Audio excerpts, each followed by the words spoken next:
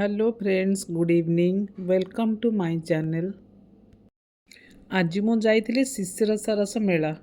ଆଉ ମୁଁ ଯାଇଛି ମୋ ସାଙ୍ଗମାନଙ୍କୁ ଦେଖେଇବିନି, ଏମିତି ତ ହେଇପାରେନି।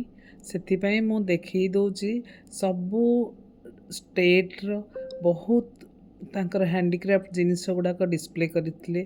ତା ଛଡ଼ା ଆମ ଓଡ଼ିଶାର ସବୁ ଡିଷ୍ଟ୍ରିକ୍ଟ ପ୍ରାୟ ତାଙ୍କ ନିଜର ହ୍ୟାଣ୍ଡିକ୍ରାଫ୍ଟକୁ ଏଠି ଆଣିକି ଡିସପ୍ଲେ କରିଥିଲେ।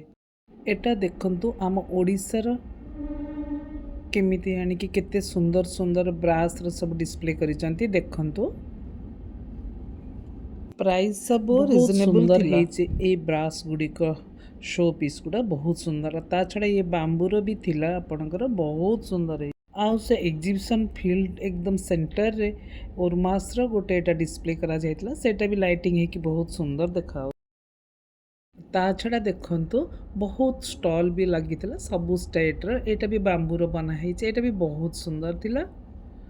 आउ साड़ी तो जनरली सबू एग्जीबिशन रे रहे, सेतिमे बेसी मु देखिनी। एटा बोन चाइना रो अछि। एटा बहुत सुंदर रही। देखंतु एई हाथी गुडी को भी देखंतु गोटे स्टेट आनी की तार हैंडक्राफ्ट केमती डिस्प्ले करिछि। एटा तो हम ओडिसा रे, एटा तो आपण माने सब जानिथिबे। ता छड़ा गोटे लाइव किचन थिला। सेथरे भी खाइबा प्रिपेयर करथिले। बिना खाइबार तो आपणकर एग्जीबिशनटा पूरा हबनी।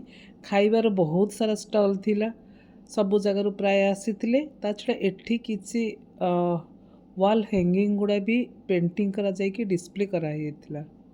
बहुत सुंदर हेथिला। आपण बोधे न देखिले विश्वास करिवेनी। जायकि गोटे थरो बुली आसंतु। Thank you for watching my channel.